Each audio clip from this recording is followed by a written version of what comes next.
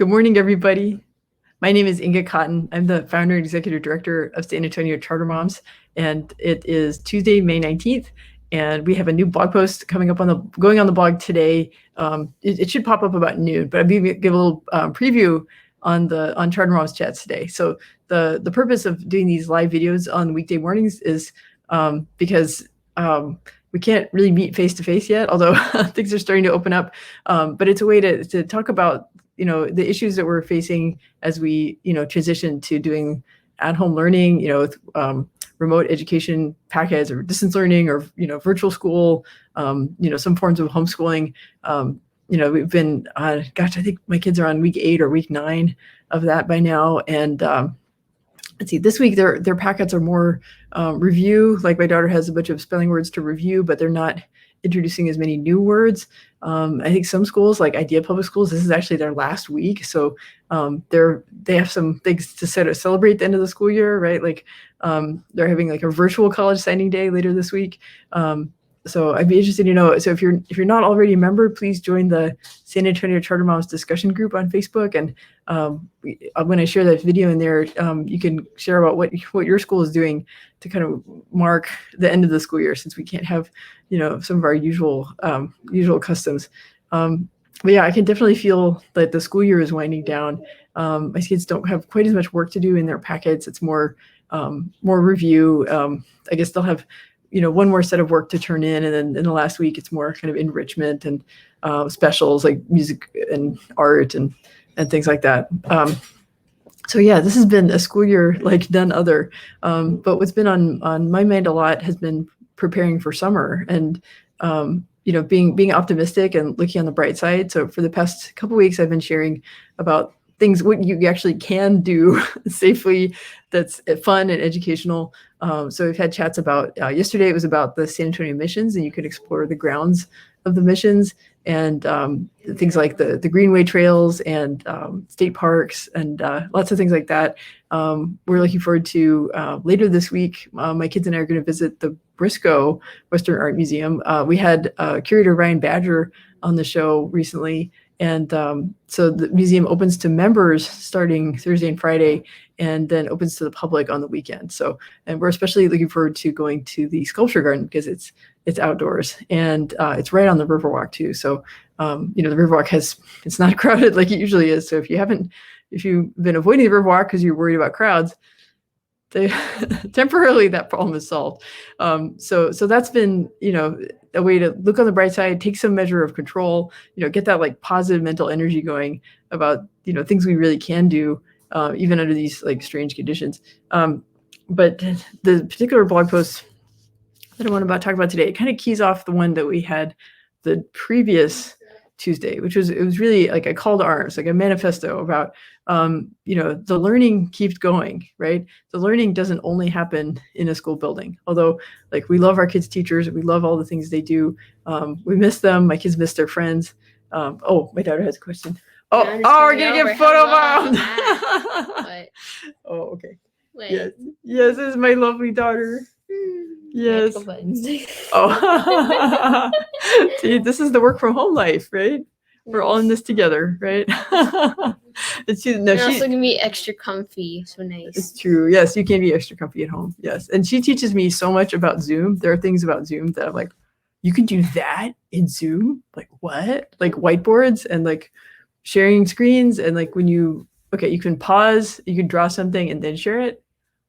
I mean, this goes way beyond just like the Zoom backgrounds, and yeah, it's pretty amazing. So it's true. Like you were on your laptop doing Zoom, and then you shared stuff from your phone. Oh, that's true. Yes, yes, doing the multiple screens thing. Well, like yesterday when I was sharing about the San Antonio missions, I brought up some pictures from iPhoto that my kids and I took back in late March when we went, and there were some beautiful wildflower pictures, and we some very dramatic skies, and it was really fun to share those photos. And I was using my daughter's iPad as the second monitor on my Mac, and that's how I was able to show. April says she needs to teach us. No, seriously. I'm going to get her to do a Zoom tutorial and actually she's a really good teacher. I think because she has great teachers and she learns from them. So she's very patient. about how she explains stuff. So yes, April, thanks for the validation. I will I'll work on that. We'll have Inga's daughter's Zoom tutorial because it's so much fun. And then what we did was we had a family Zoom call with our in-laws who live in Seattle, and then my daughter and her cousin were doing they were doing the whiteboard. They were like collaborating on a drawing. And they are like thousands of miles apart, and they're collaborating on a drawing. And meanwhile, the adults are like talking about going to the plant nursery and buying an aloe and herbs and right. So we're talking about our boring adult stuff. And meanwhile, the kids are like, have this like massive drawing wad because cartoon with this palimpsest with, text and scribbles. It was fantastic. So yeah, you can definitely liven up the family Zoom calls by having like a kind of a doodle session going on at the same time. So yeah, but I mean, so we miss, my kids have learned so much about Zoom. They really have learned from their packets and from what the teachers have sent home and like the videos, but one thing about having been a homeschooler, you kind of never really give it up entirely. And my homeschooling instincts, it's like flowers in the desert, and they're blooming again. So last week's blog post, so in a partnership with Learn Everywhere, which is an initiative from Yes Every Kid, and they have a website and a Facebook group. And I was talking about how, that feeling of, okay, so like, do you remember back in March, and like, it felt like everybody was sharing links and saying like, oh, here are these virtual museum tours, and here's these science experiments and stuff. And it was exciting, but it also felt kind of overwhelming. And there are times where I want to go back to something and I've lost track of it. And so like the Learn Everywhere website is really helpful because they break it down by subject, and they've curated it for things that are really good quality. And then the flip side of that is if let's say you can't solve your problem there, or you're still overwhelmed, you're still trying to make choices among things, then you can jump into the Learn Everywhere Facebook group or the SA Charter Moms Facebook group. We do this too, but Learn Everywhere is a national group, and you can go and ask and say, I'm looking at these different science projects thing. What have you done with, right? Or like, I think I asked a question about typing the other day because like I had done a bunch of research, and I shared my links and said, this is what we've chosen. It seems to be working for us. What's working for you? So that kind of crowdsourcing really helps with problem solving. So this week, the new blog post, it's still continuing the theme of Learn Everywhere and how to do at-home learning. But I'm talking about in a more practical way, like how are we implementing this in our house? And so we're in this transitional period where like the remote learning stuff from school is kind of tapering off. But I can tell it still takes up a lot of their energy. But what I'm trying to do is build up the habits and build up the awareness that, hey, guess what, guys? School's not going to stop. In June, it's going to be mom's homeschool. And just going to figure out how that works. It's like start building the habits now. So I kind of break it down into some key ideas. One is goal setting. And so some of the goals come from me because I'm mom, and some of the goals come from the kids because I need to listen to them, and they're going to have the most motivation if they're working on things that they really care about. So the things for me, I am concerned about some loss that, like we missed a week of school. The second week of spring break was, that was just kind of deschooling. It was, we were all kind of reeling. I think we watched a lot of movies, and yeah, that's, my sense is that they've cut down the amount of material they've been sending home with the remote learning packets, which I understand. And the fact that I'm, still working my job and supervising the kids with schoolwork, I understand why they cut it down, but, I do worry that, maybe my daughter didn't get as many spelling words as she would have, had she been on campus, or, maybe they didn't. I think there was like in literature for my son, they were supposed to read Julius Caesar in its entirety, and instead they're just reading sections of it and talking about parts of it. So those are things where I can look at what the plan was for the school year. I can do things. I can look up the TEKS and look at what are kids in that grade level and those subjects supposed to be learning. And just spend some time over the summer kind of catching up. So that's one thing. Another thing is I want to build habits that will serve them well in life, right? And I think one of those habits is just like being a reader and just being in the habit of, taking in lots of information in written form. I mean, news radio is great. YouTube has its place. But being able to be a reader and really soak up lots of information that way, that's an important skill. So what we've been doing, so I picked the book, but I tried to pick a book that they'd really be into. So we've been reading World War Z by Max Brooks. And yes, it's about zombies, but that has a lot of parallels with the pandemic. And there's a lot of... Yes, it's also a little bit educational. Oh, yes, it is. Yes, my daughter says it's also educational because there's a lot of kind of parallels to current events. So what we did is, so my daughter and I broke it down into about 40 passages that are, pretty short. So it has about 8 chapters. So it's about 5 sections per chapter. That spreads it out over a pretty long time. And we only read a few passages per week. But we do, so we read it and then we have a discussion about it. We take turns being the discussion leader. And that's one thing that they do a lot of in school, is having seminars and Socratic discussions, and I really wanted to keep those skills up in them because it's a matter of like being able to like read a text and then while you're talking about it, refer back to the text, like remember what you read, and then like talking about right and wrong, and we talk about the virtues, like what like when a character made a certain choice, or they the narrator is observing a certain type of behavior.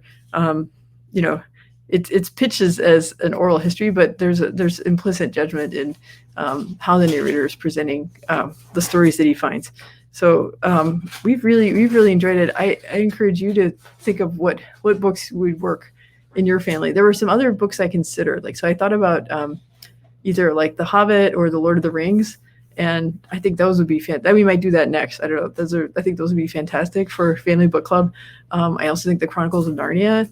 And those would work, I think, for younger kids, maybe, because my kids are 10 and 12, so they can handle the kind of the jump scare aspect of World War Z. But I know personally, like I've reread the Chronicles of Narnia multiple times, and they're just such affirming books. They've brought light and guidance to me in times when I felt like I needed a new path. So I'd be interested to know. I'll start a thread in the group, like what books would you read for a family book club? But I mean, it can start even younger. I think a book of like Mother Goose fairy tales, or like Brother Grimm tales would be good with young children. But I'd be interested to know what y'all think about family book club, because it's more than just I like family book club. Oh, my daughter says she likes family book club.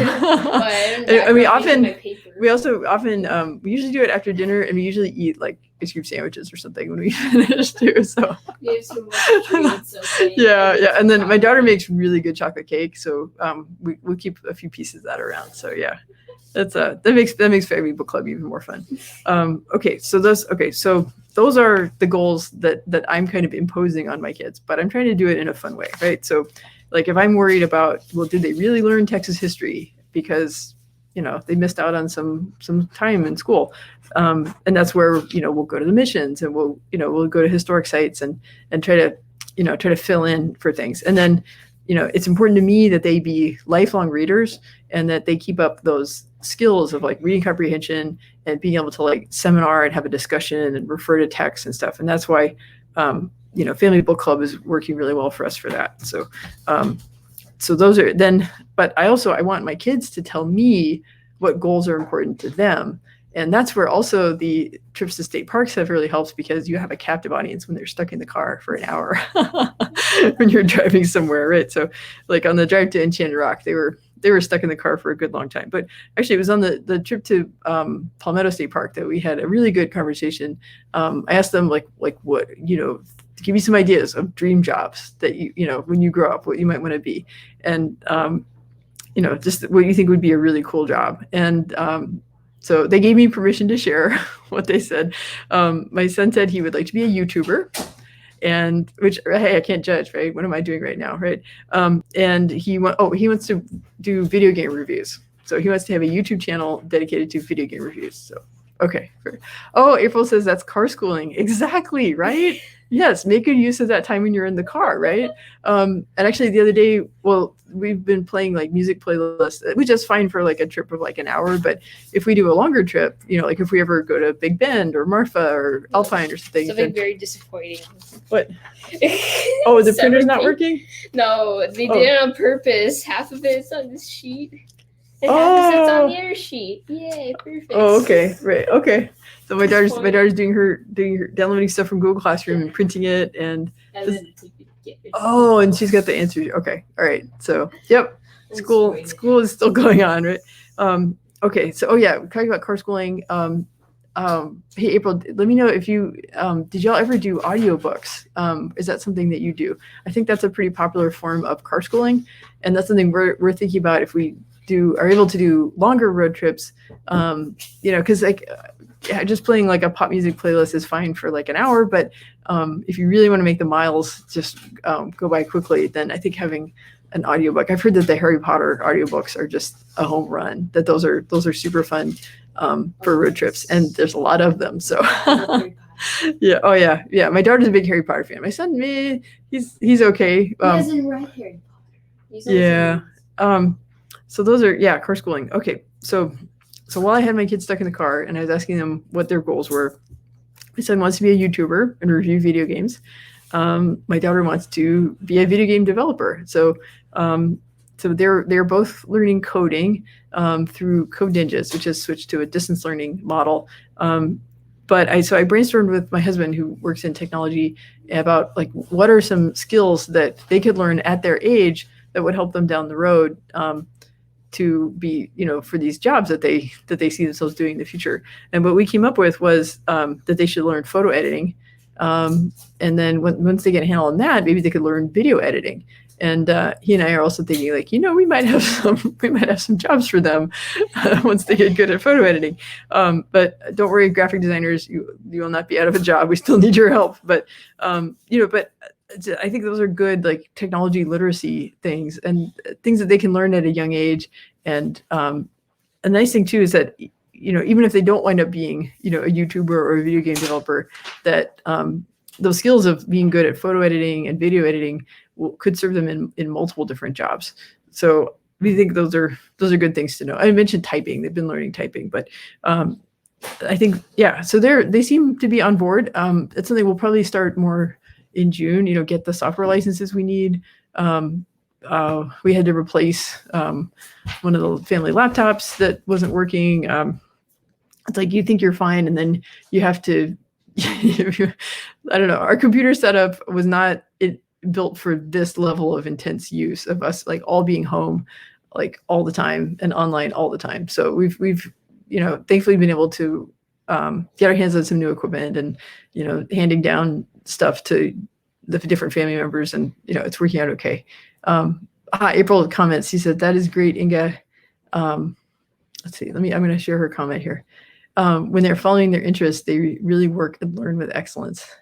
Yeah, I think that's the important thing about like have that conversation with them about what they want to be when they grow up, and then finding something that ties into it. And my hope is that, to get really good at something, you have to put in the time. And I think it's just human nature. Like in order to put in the time, you have to see a goal that's worthwhile, right? Because no matter how excited you are when you start, there will be times when your motivation will flag, and then be able to touch back to that. Why am I doing this? Why did I get myself into this? Then that helps you get back on track and find your motivation again. And that's something I hope that sticks with them. That sense of like, well, I'm not doing this because anyone told me to. I'm doing this because it's meaningful to me to do this. Okay, so we've talked about the goals that I'm putting on them. We've talked about the goals that I've kind of drawn out of them, that they have, how they see their futures. Another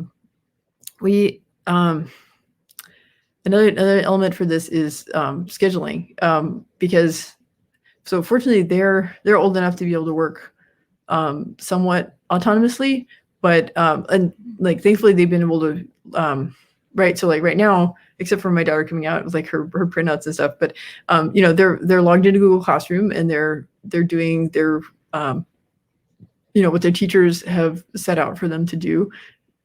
And you know, I like thankfully I'm really glad that they have that skill now, because then what I can do is, I think I didn't know this, but like if you have a Google account, you can set up Google Classroom. And for me, it was free. There was a little disclaimer saying like, now you're not part of a school, you know. It's like, yes, I know I'm not like part of an official school, because there's a whole process that schools have to go through to get kind of authenticated with Google. But like I can set up, yeah, I just set up classes in Google Classroom. So so far we have set up typing and PE as it's just our street name and the month. So like for PE, it just keeps track of like which days are we supposed to do endurance, which is go for a walk in the neighborhood, which days are we doing strength training, right? So like today we were doing our sit-ups and push-ups. It keeps track of how many reps we're supposed to do. It's kind of a virtual version of like the whiteboard in the CrossFit box, you know. And you know, they're able to like check stuff off, and I want to build that habit in them of like, hey, here's your calendar, you can check it, you can know what's coming up. You know, that it takes skill. I'm still learning to keep good track of my schedule. I'm really thankful that I have an assistant, Laura, who's wonderful and helps keep things on track. But you know, but it's a skill that my kids can start to learn. And so like for typing, I just want them to put in like, you know, a 20-minute session, maybe 4 times a week. And in the past, we've done things like check mark sheets. I'll go grab one. Hang on a sec.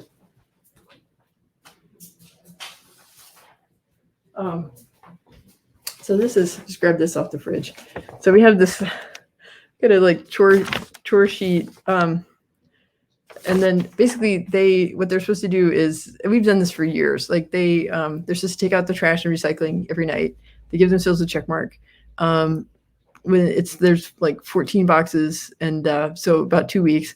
And then if they lose something, like if they lose, that's what it started for, was if you lose your sweater or if you lose your water bottle or you break something, then you have to make up for it by taking out the trash 14 times. Because it was a way, like money didn't really make sense to them at that age, but that much work and having to wait. It also helped with the mom, buy me this, mom, buy me this, mom, buy me this. And I would say, okay, well, you can spend your check marks on that. And then it's like, well, do you want that book or do you want me to download that video game? Like you pick, you know, but you can get the book now and you can get the video game later, but you have to wait. And it was sort of a like labor theory of value, but you know, but it helped with the I want this. It helped tone that down. And then also it gave them a sense of like, you know, like I want them to go find the sweater. Okay. I want them to like go dig around and lost and find that sweater. And either you find the sweater and then you get your check marks back and you can buy the book, or if you don't find the sweater, then those check marks are going to go to pay for the sweater. And yeah, it helped. We didn't lose as many sweaters and they didn't break as much stuff. And yeah, it's a good deal. So, but now the thing is that for as many subjects as I want them to be doing in our summer homeschool, I don't want to have to juggle that many checkmark sheets. I mean, and also they're older, they can use technology. So, I mean, basically the way we have Google Classroom set up, it's just an electronic checkmark thing. And I'm sure that like actual Google Classroom pros would look at what I set up and just be like, oh, this is so lame, because there's so much more you can do in Google Classroom. Like you can do forms and you can have the multimedia stuff and I mean, there's just so much more to it. Like, so I have huge respect for the people who are ninjas at Google Classroom, which I am not. But if you're just looking for a way to keep stuff organized, and, you know, and there's nothing wrong with starting small and then just kind of building up your skills. And I should also mention there are lots of other tools out there, but I do like the fact that Google Classroom is free. My kids already have Gmail accounts, you know, but yeah. And I wonder, like, so there are other sort of management software programs that are built for schools, but I wonder how many of them are going to create kind of like home versions. So I don't know, there may be a market opportunity out there. Although honestly, Google Classroom, it does what you need to do and it's free. and you probably already have a Google account. So yeah, it's pretty cool. Okay, so there's a couple more chunks here that I talk about in the blog post. One is content, and that's where, so there's a couple things. One is kind of, I mentioned earlier, kind of about making up for things that they might have missed because of the switch to remote learning. And so that's where, like, looking up the TEKS. And so, and there's an app, they're online. It's just an outline. It's not, but it gives you a sense of, like, so if you're worried about, like, well, will they be ready for the next grade? What did they miss? Honestly, everybody's going to be dealing with this. Once, some glorious day when there is a vaccine or a really powerful treatment, or, when kids can go back to classrooms, 25 to a room and things like that. When we get to that again, I'm sure there will be a lot of assessments going on, probably even for back to school this fall. Schools will be doing assessments just to figure out, not in a punitive way, but just to figure out, like, where kids are at, who needs remediation. Things are going to look, I think, much more like competency based. Basically, like, does a kid have mastery of this? Are they ready to move to the next thing or not? Because this idea of, like, keeping kids together just because they're the same age, it was already getting kind of tired. I think it might be dead now. So that's a tangent. But now I know. So my kids' school, they go to Great Hearts, and they use, especially at the lower school, they use things like Spalding for spelling and phonics. They use core knowledge for history and science, and those materials are online. And actually, I recently visited those websites again, and those publishers have been really going out of their way to add more virtual resources. So you may think the core knowledge website, but you don't, because there's a lot more stuff. They know what's going on out there, and they are trying to make their stuff available to families. So it's really amazing just how much innovation there is out there. So there's good stuff out there.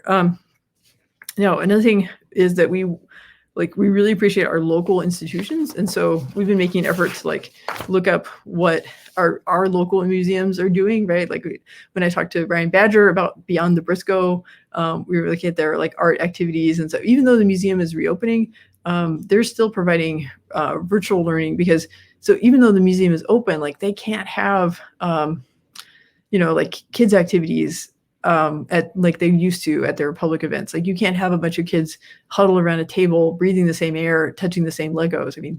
We just can't do that yet. So, that's where, like, the virtual resources come in really helpful. And of course, the theme of this string of posts is the Learn Everywhere website and the Learn Everywhere Facebook group, because, that's where you can problem solve. So if you know, like, if your kids express an interest in something, so, like, I'm probably going to ask for more ideas about Photoshop tutorials, right? Because there's some that are provided by Adobe, but there might be additional classes that I don't know about, and I don't want to have to do trial and error, right? Like, some might be geared towards college kids or mid-career people, and I want something that's going to be more, more accessible to kids, right? So I can ask and I can find out. So if you're in that group, look for me to ask my question later today. I'll be asking about Photoshop. And then I think a key piece of this is evaluating what you're doing. And so, for example, like, for World War Z, like, we realized that some of the passages are really short, and I was grouping them together, and then I really need to step back and, like, really defer to the author, because it's better.